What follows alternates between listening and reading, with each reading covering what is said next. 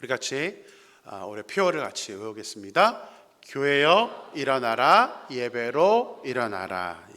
지난주에는 하나님이 기뻐하시는 예배, 특별히 히브리서에서 정확하게 하나님이 나는 이것을 기뻐해, 이것을 기뻐해 하면서 두 가지를 하나님이 기뻐하신다라고 말씀을 같이 나누었습니다. 첫째는 찬양 그 자체가 제사이고 그 찬양을 통해서 하나님 입술을 증거하는 열매가 되기 때문에 찬양으로 예배 드리는 것을 하나님이 기뻐하신다는 것을 지난주에 말씀을 나누었습니다.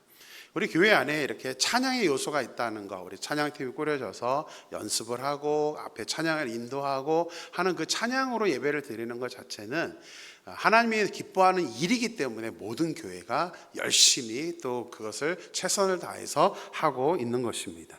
두 번째는 우리가 이렇게 교회당에 모여서 예배 드리는 것만이 예배가 아니라 하나님이 기뻐하시는 예배는 선을 행하는 것, 우리가 가진 것을 나누어 주는 것, 그것을 하나님이 예배라고 정의를 내리면서 그것을 기뻐하신다라고 말씀을 하셨습니다.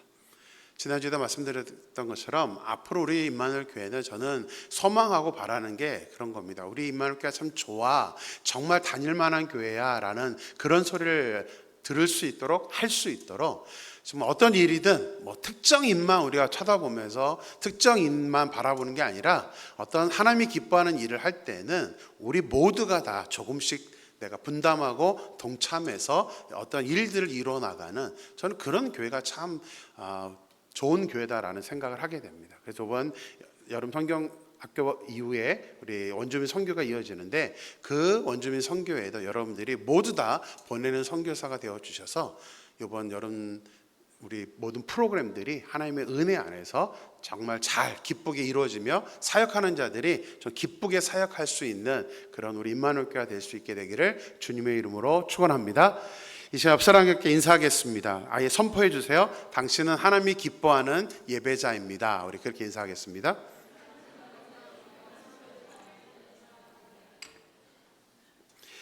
자, 오늘은 다시 한번 다윗에 대해 말씀을 드리고자 합니다. 우리 구역예배 때, 지난 구역예배 교재에 제가 도입 질문으로 그거를 드렸었습니다. 여러분 기억 속에 예배자, 좋은 예배자 그러면 생각나는 사람이 누가 있습니까? 라고 질문을 드렸었습니다. 아마 구역에서 여러분들 하셨을 거예요. 우리 순장님들과 이제 제가 했을 때도 이제 다들 얘기하시더라고요. 누가 생각나요? 누가 생각나요? 당연히 저 사람 그러면 예배자라고 생각할 겁니다. 근데 만약에 성경 안에서 좋은 예배자의 모델이 누구입니까? 라고 한다면 저는 주저없이 다윗입니다 라고 손을 꼽을 겁니다. 왜냐하면 다윗은 본인 자신이 찬양 사역자이기도 했지만 다윗은 예배의 요소, 그러니까 우리가 지금 현재 예배드리는 이 예배 안에 있는 모든 요소들, 찬양, 기도, 말씀, 이 요소들을 너무나 잘 지키고 그렇게 예배했던 그런 사람이 바로 다윗이었다는 것입니다.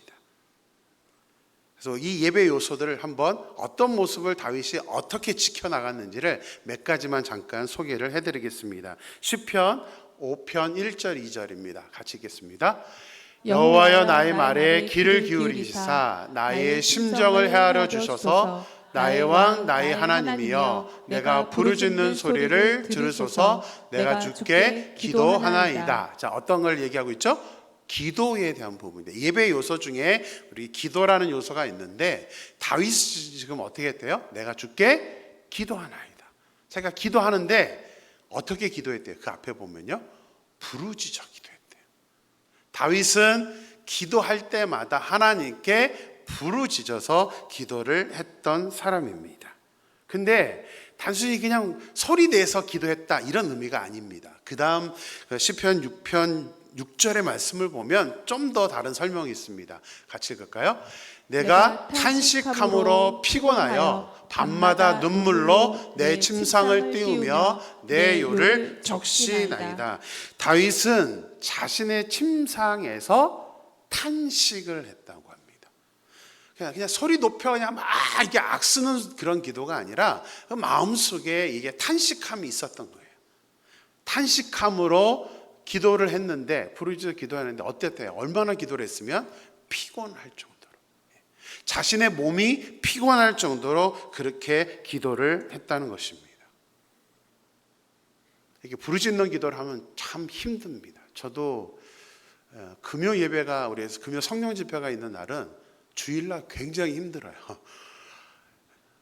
금요 설교 끝난 후에 이제 저도 막 기도를 하다 보니까 막 제가 앞에서 이렇게 기도하고 나면 딱 내려가면 사실은 이제 기진맥진합니다. 그래서 다윗의 저 말이 이해가 됩니다. 정말 열심히 하나님께 기도하면 정말 피곤합니다.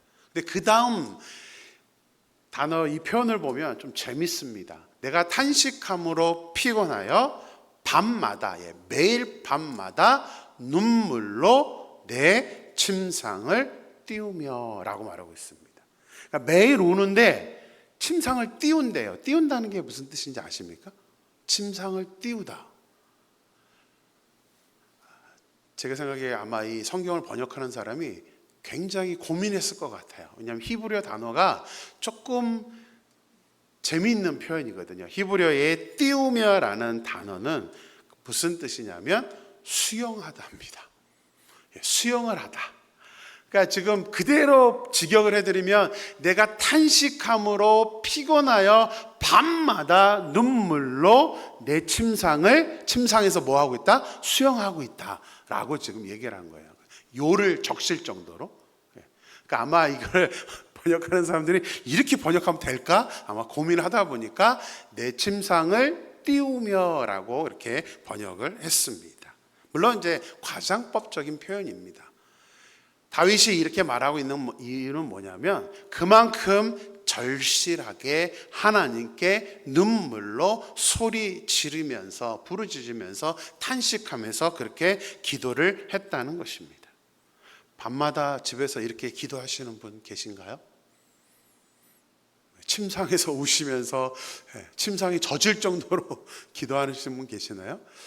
저도 이 설교를 준비하면서 저도 이거는 해본 적이 없는데 어떻게 이걸 해봐야 되나 이런 고민이 들 정도로 다윗은 이렇게 절실하게 하나님께 기도했다는 사실입니다. 그것뿐만이 아닙니다. 이 기도의 요소만이 아니라 또 다른 요소도 있는데요. 시편 63편 6절 말씀 같이 보겠습니다. 내가 나의 침상에서 주를 기억하며 새벽에 주의 말씀을 작은 소리로 읊조릴 때에 하오리니. 여기도 또 침상에서죠. 다윗은 침상에서 주님을 기억하면서 새벽에 주의 말씀을 작은 소리로 읊조렸다. 이거 한번 설교드렸죠. 읊조리다는 게 뭐죠? 외워서 암송하다는 것입니다. 다윗은 매일같이 새벽에 일어나서 하나님의 말씀을 외워서 암송하는 일을 했다는 사실입니다. 또 다른 분에 보면 다윗은 매일같이 침상에서 찬양을 하거든요.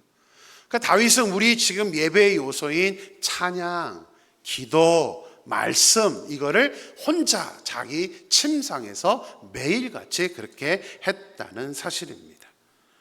코로나 시대에 여러분들 해보셨죠?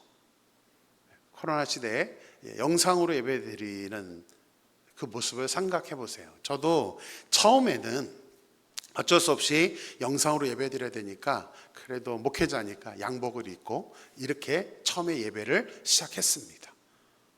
근데 한 주, 두 주, 세 주 지나가니까 이 겉옷이 벗겨지기 시작하고 그 다음에 넥타이 입고 풀어지고 그 다음에 조금씩 편하게 옷을 입어가고 있는 제 자신을 발견하게 되었습니다.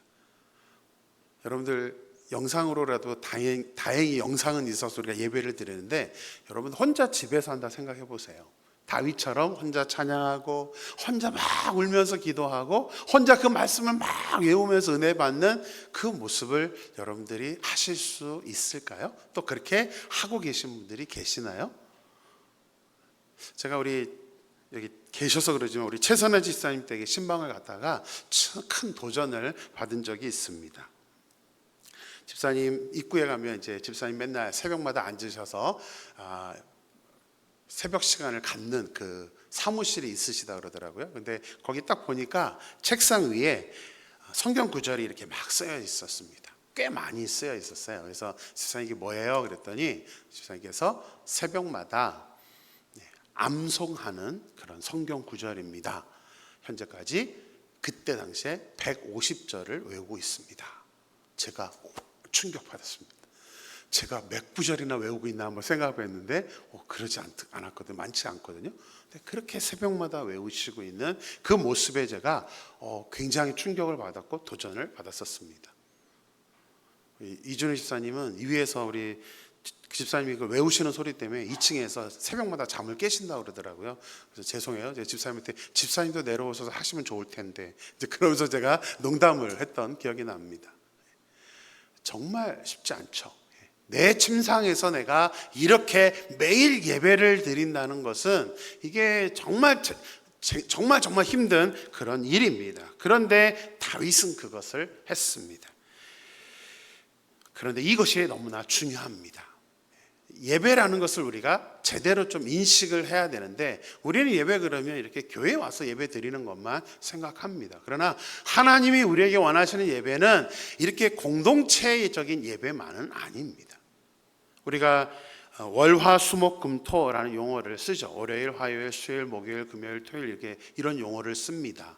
한문으로 제가 잠깐 보여드리면 한문으로는 저렇게 쓰죠. 이 월화수목금토일이라는 게 어디서 왔는지 아십니까? 친절하게 다 보여드리고 지금 질문하는 거예요. 어디서 왔어요? 중국에서 왔죠. 저는 한문이니까요. 당연히 중국에서 왔죠. 근데 저 단어는 문자는 중국에서 왔지만 저 요일을 구분하는 것은 창세기 때 제가 이제 설교할 때 말씀드렸던 메소포타미아 문명, 특히 이제 인류 최초의 문명이라고 하는 수메르가 저희 절기들을 사용을 했고요. 그 다음에 태양력, 지금처럼 이렇게 월화수목금토라는 이 태양력을 만든 것은 어딜까요? 지금 출애굽기에 나옵니다. 그러면 당연히 어디? 이집트입니다. 이집트에서 저 태양력이라는 제도를 만들어서 이제 모두가 다 지금 월화수목금토라는 것을 사용을 하고 있습니다. 그들은 천체를 연구해서 그것을 그냥 연구 단계로 끝나는 게 아니라 우상화하는 그 단계까지 갔습니다. 그래서 이제 출애굽기에 제가 하나님이 10가지 재앙을 할 때 이집트의 우상을 이제 무너뜨리는 그런 거라고 설명을 지금 하고 있는데요.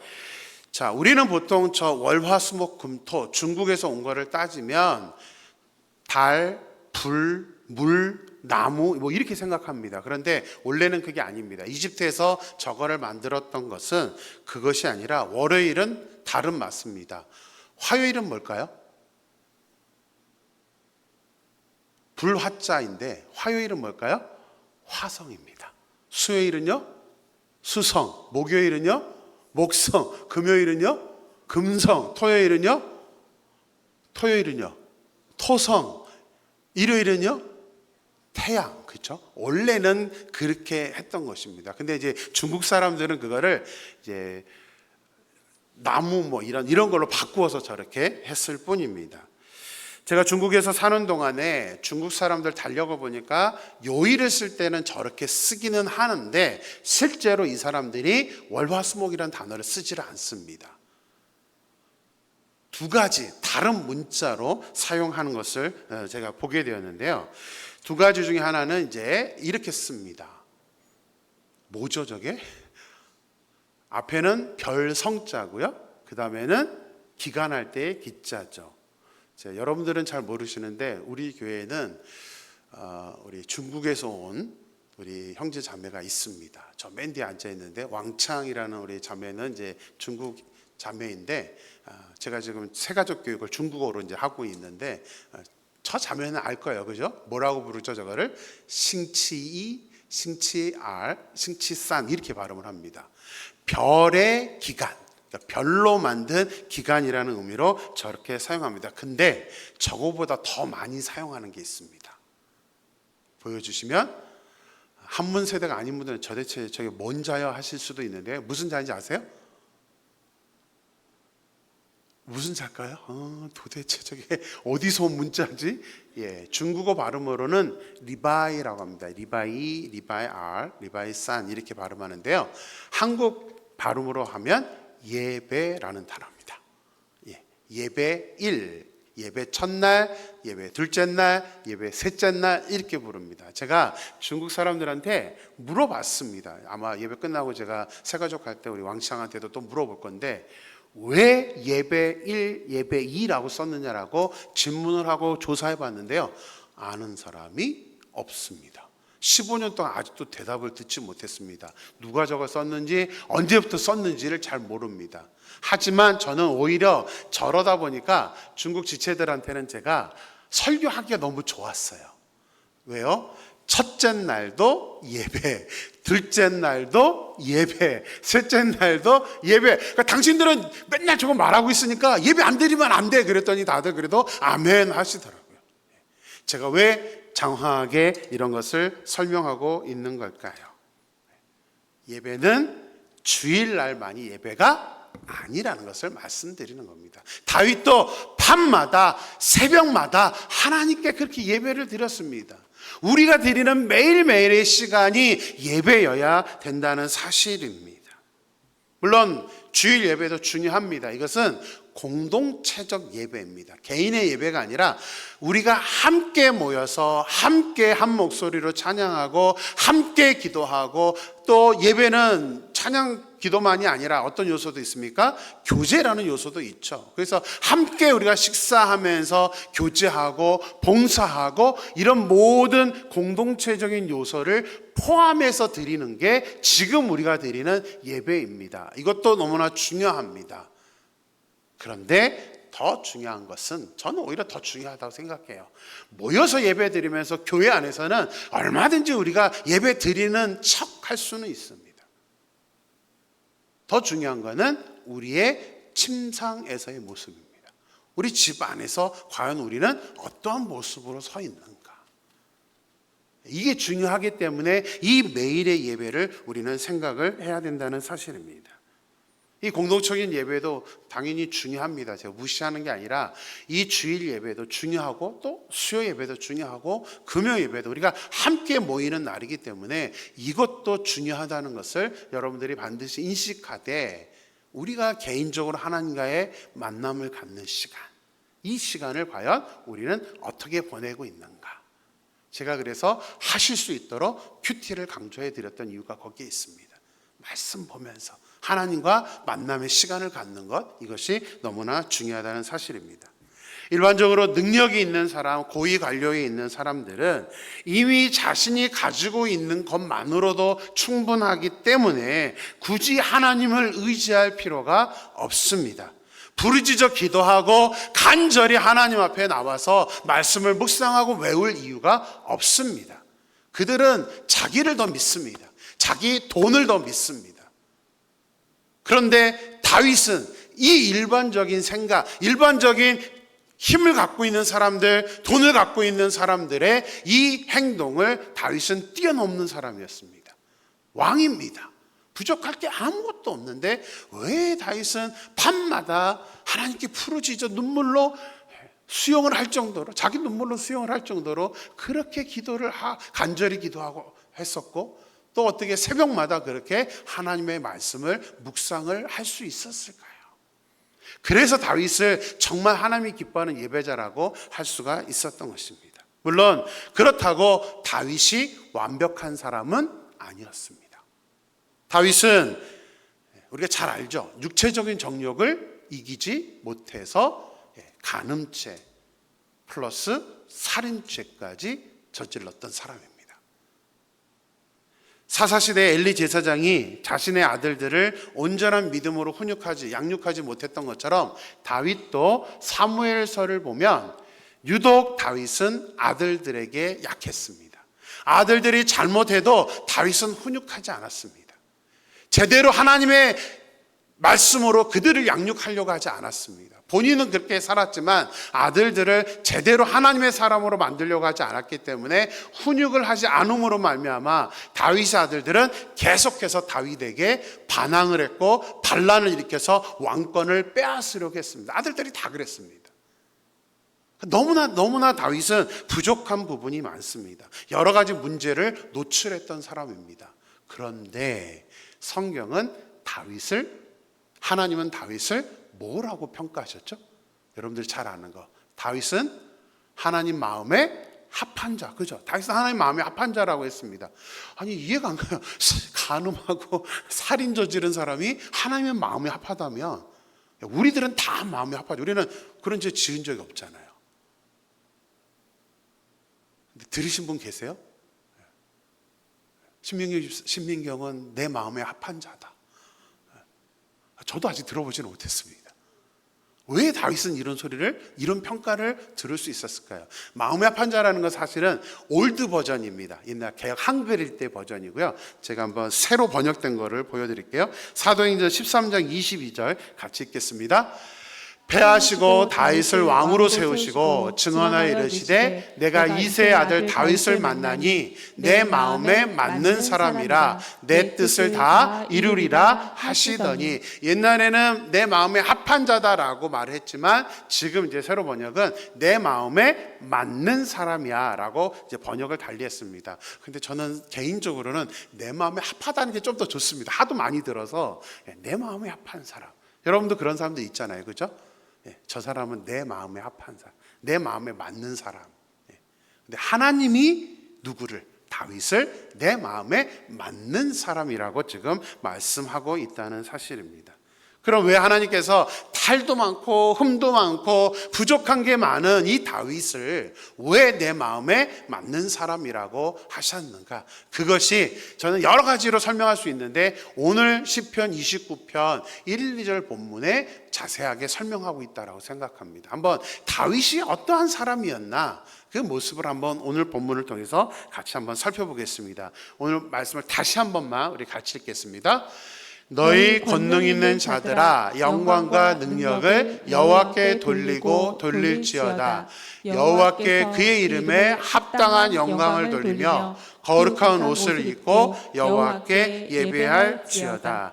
우리 한글 개역 성경은 너희 권능 있는 자들아가 서두에 나옵니다. 근데 히브리어는 재밌게도요 강조하는 단어를 제일 앞에 놓습니다.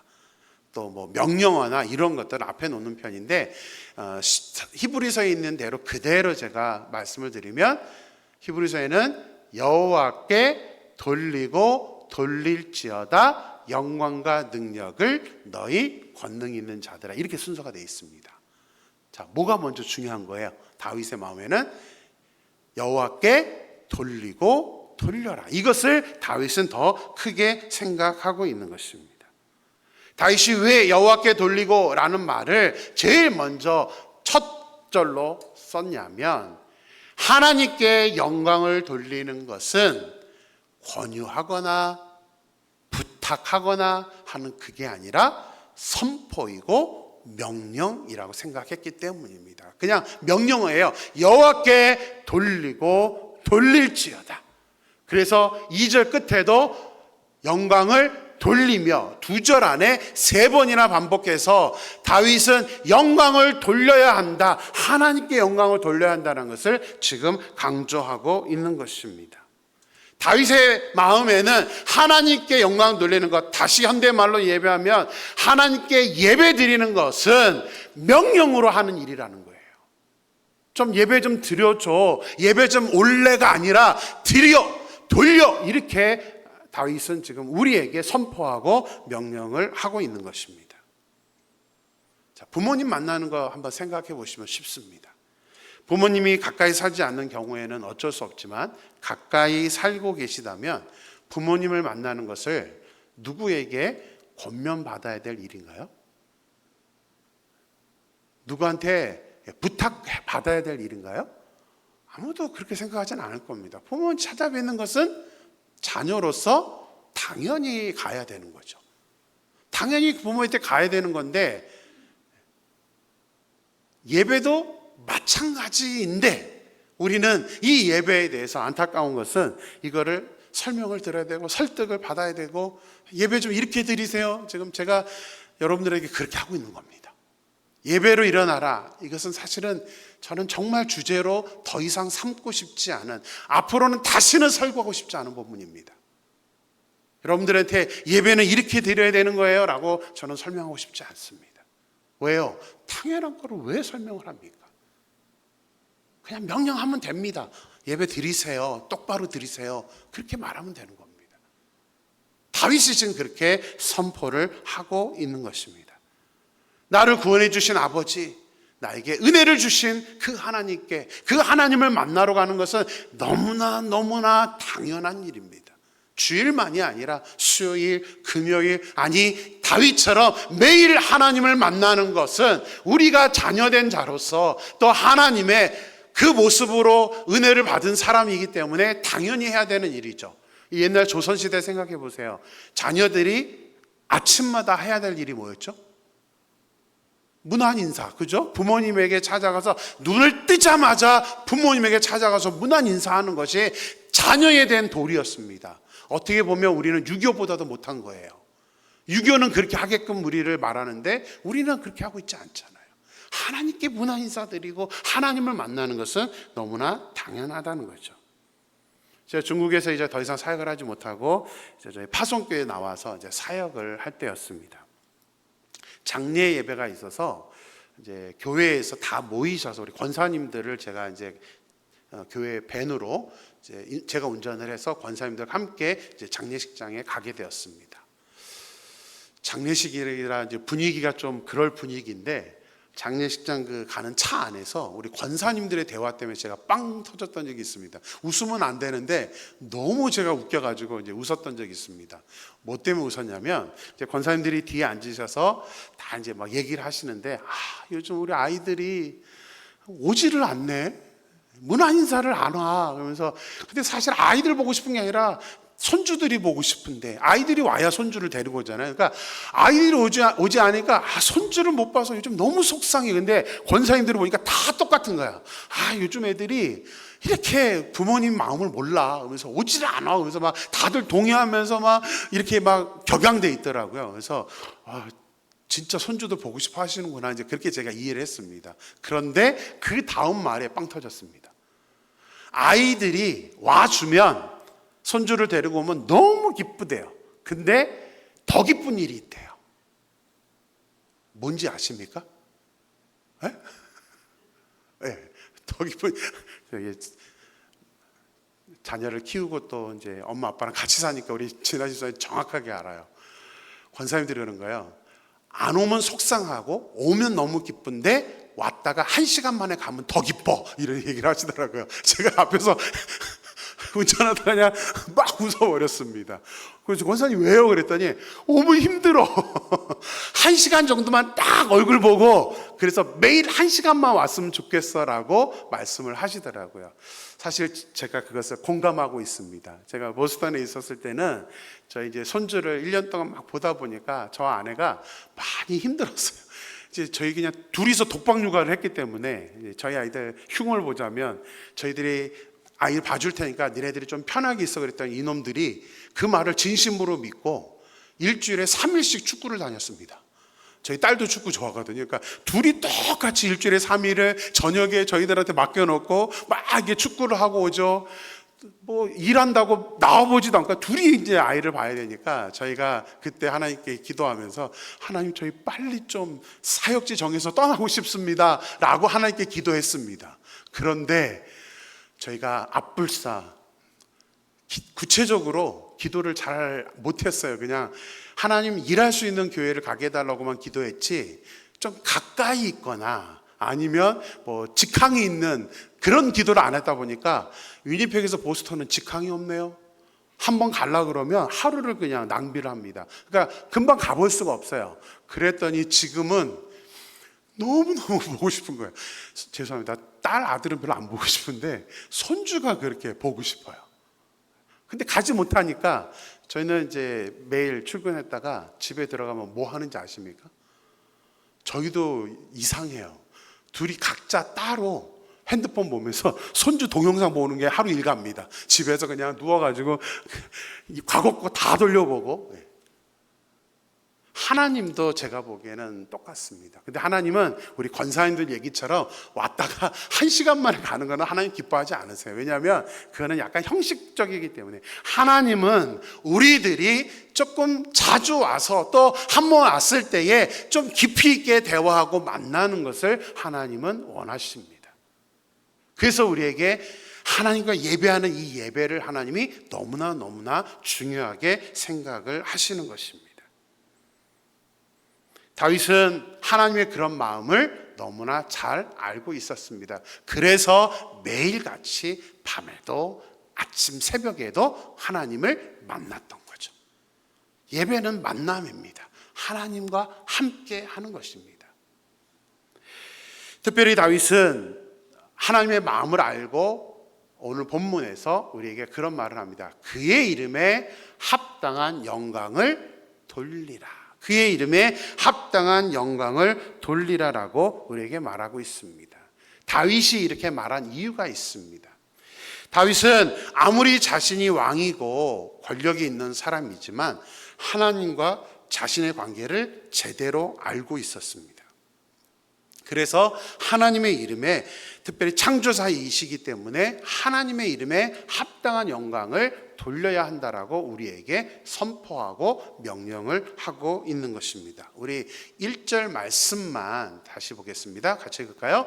너희 권능 있는 자들아 영광과 능력을 여호와께 돌리고 돌릴지어다. 다윗은 합당한 영광을 돌리라고 하면서 특정인을 언급을 합니다. 너희 권능 있는 자들아. 이 얘기는 일반인들은 상관없다는 얘기인가요? 그게 아닙니다. 그냥 권능 있는 자들을 예를 들어서 모든 사람들에게 선포하는데, 그럼 왜 권능 있는 자들아라고 지금 특정을 해서 명령하고 선포를 하고 있는 걸까요? 자, 왜일까요? 왜 권능 있는 자들이었을까요? 다윗은 권능 있는 자들이, 높은 위치에 있는 사람들은 합당한 영광을 돌린다는 의미가 무엇인지를 알고 있었기 때문에 이것을 언급하는 겁니다. 자, 높은 위치에 있는 사람은 내 위치에 걸맞게 사람들이 리스펙트 해주는 게 뭔지를 잘 알고 있습니다.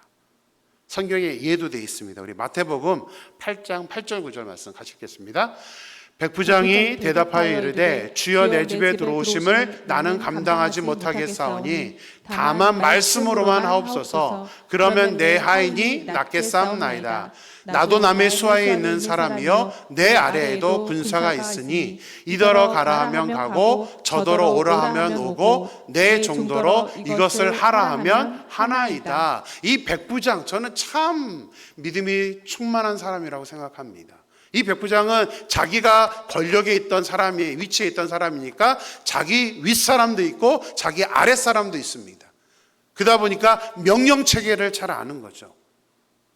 그래서 자기 수하에 있는 사람에게 말로만 해도 다 움직이니까 예수님에게 뭐라고 해요? 들어오지 마세요. 그냥 말로만 하세요. 이걸 모르는 사람은 우리는 예수님을 귀찮게 하죠. 빨리 좀 들어오라니까요. 좀 해결해 주세요. 우리는 이렇게 얘기합니다. 그러나 백부장은 하나님 말씀으로만도 할 수 있는 분인데 뭐 굳이 들어와요. 들어오지 말라는 게 포인트가 아니라 이 백부장의 말에는 뭐예요? 예수님의 권위를 알기 때문에, 자기의 권위에 비춰서 예수님이 어떠한 존중을 받아야 될 분인지를 알기 때문에 예수님께 지금 합당한 영광을 돌리고 있었던 것입니다. 다윗 역시 마찬가지였습니다. 왕으로서 절대 지존의 자리에 앉아 있었기 때문에 사람들이 자신의 권위에 어떻게 순종을 하는지를 다윗은 너무나 잘 알고 있었습니다. 그래서 다윗이 특별히 2절 끝에 보면 거룩한 옷을 입고 하나님께 예배하라라고 명령을 하고 있습니다. 거룩한 옷을 입고 예배하라. 왜 이런 말을 하고 있을까요? 제가 역사문을 좋아한다 그랬죠. 사극 보시면, 우리 그 시대에 살지는 않았지만 역사에 고증이 있다 보니까 사극을 통해서 우리는 역사를 많이 배울 수 있습니다. 조선시대로 한번 타임여행을 가보겠습니다. 조선시대 왕궁 모습을 한번 생각해 보세요. 왕이 앉아있고 신하들은 다 어떻게 돼 있습니까? 서 있죠. 못 앉습니다. 무슨 특별한 행사할 때 아니고는 신하는 왕의 신하기 때문에 항상 서 있죠. 근데 그들이 무엇을 입고 있죠? 유심히 보신 적 있나요? 어떤 옷을 입고 있죠? 관복이라고 그러죠. 관복을 입고 있습니다. 근데 그거는 뭐에 따라, 직급에 따라 색깔이 다릅니다. 왕궁 안에서도 뭘 하는 거예요? 구분하는 거죠. 위치를 구분하는 겁니다. 아무나 함부로 말하는 게 아니라 직급이 있습니다. 그럼 맨날 왕궁에서 업무를 보는 신하들도 그렇게 관복을 입지만 무슨 일이 있어서 왕의 궁에 들어갔을 때 사람들은 그냥 평상복 입고 들어가나요? 조선시대 안 살아봤으니까 잘 모르시죠? 사국 보시면 다 정해진 예복이 있습니다. 절대 자기 옷을 입고 못 들어갑니다. 아예 무문에서부터 거절당합니다. 왕이 지정해준 옷만을 입고 갑니다. 왜요? 그게 뭐 하는 거예요? 왕에게 존경의 표시를 하는 겁니다. 지금 다윗은 왕궁에서 자기도 그렇게 하고 있기 때문에 어떤 사람이 오든 정말 구별된 옷을 입고 자기에게 리스펙트하고 오기 때문에 지금 다윗은 우리에게도 거룩한 옷을 입고 하나님 앞에 예배드리라고 지금 말씀을 하고 있는 것입니다. 다윗은 하나님이 누구인지를 지금 정확하게 인식하고 거기에 맞게끔 합당한 태도를 보이라고 말씀을 하고 있는 것입니다.